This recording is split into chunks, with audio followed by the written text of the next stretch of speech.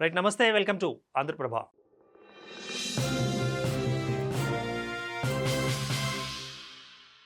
లోక్సభ నియోజకవర్గాల పునర్విభజనలో దక్షిణాది రాష్ట్రాలకు అన్యాయం జరిగే అవకాశం ఉందనే విషయమై చర్చించేందుకు డిఎంకే ఆధ్వర్యంలో శనివారం చెన్నైలో అఖిలపక్ష సమావేశం జరిగింది. అసలు డీలిమిటేషన్ అంటే ఏంటి? ఇప్పటి వరకు ఎన్నిసార్లు నియోజకవర్గాల పునర్విభజన జరిగింది? నియోజకవర్గాల పెంపు ఎందుకు నిలిచిపోయింది? ఓసారి తెలుసుకునే ప్రయత్నం చేద్దాం. జనాభాకు అనుగుణంగా చట్టసభల్లో ప్రజాప్రతినిధుల సంఖ్యను పెంచే ప్రక్రియను డీలిమిటేషన్ అంటారు. భారత రాజ్యాంగంలోని ఆర్టికల్ 82, 170 ప్రకారం తాజా జనాభా లెక్కల ఆధారంగా పార్లమెంటరీ అసెంబ్లీ సీట్లను సవరించడం జరుగుతుంది. పార్లమెంటు ఏర్పాటు చేసిన డీలిమిటేషన్ కమిషన్ ఈ ప్రక్రియను పర్యవేక్షిస్తుంది. జనాభా ఆధారంగా లోక్సభ సీట్ల పెంపుదల ఉంటుంది. ఇక భారత రాజ్యాంగం డీలిమిటేషన్ గురించి ఏం చెబుతుంది ఇప్పుడు చూద్దాం.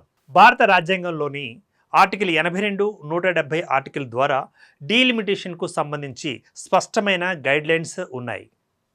ఆర్టికల్ 82లో ప్రతి జాతీయ జనాభా లెక్కల తర్వాత లోక్సభ నియోజకవర్గాల సరిహద్దులు, ఎంపీ సీట్ల సంఖ్య పెంపుపై పార్లమెంటు ఒక డీలిమిటేషన్ చట్టాన్ని ఆమోదించాలి. ఆర్టికల్ 170 ప్రకారం ఇది రాష్ట్రాల, శాసనసభల డీలిమిటేషన్ను నియంత్రిస్తుంది. జనాభా డేటా ఆధారంగా ప్రతి రాష్ట్రంలో సీట్ల సంఖ్యను నిర్ణయిస్తుంది. ఎన్నిసార్లు డీలిమిటేషన్ జరిగిందో ఇప్పుడు చూద్దాం. 1952లో దేశంలో తొలిసారిగా సార్వత్రిక ఎన్నికలు జరిగాయి.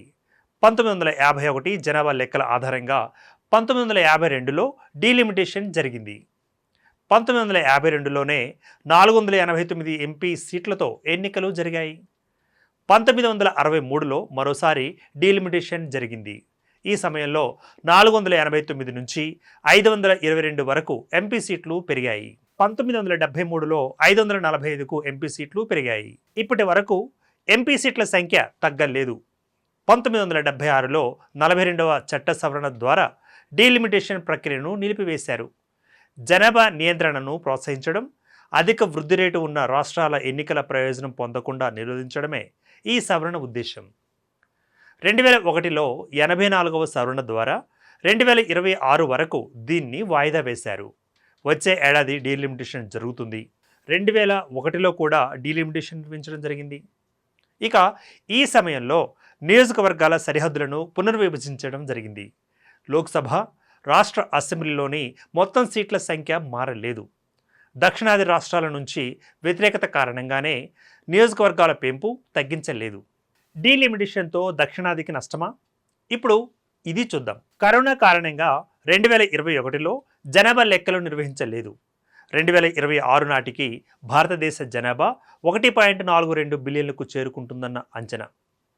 ఇక జనాభా ప్రాతిపదికన డీలిమిటేషన్ జరిగితే దక్షిణాదిలో లోక్సభ సీట్ల సంఖ్య తగ్గే అవకాశం ఉందని దక్షిణాదికి చెందిన పార్టీల నాయకులు అనుమానం వ్యక్తం చేస్తున్నారు. కర్ణాటకలో 28 నుంచి 36 సీట్లు, తెలంగాణలో 17 నుంచి 20 సీట్లు, ఆంధ్రప్రదేశ్లో 25 నుంచి 28, తమిళనాడులో 39 నుంచి 41 సీట్లు పెరుగుతాయి.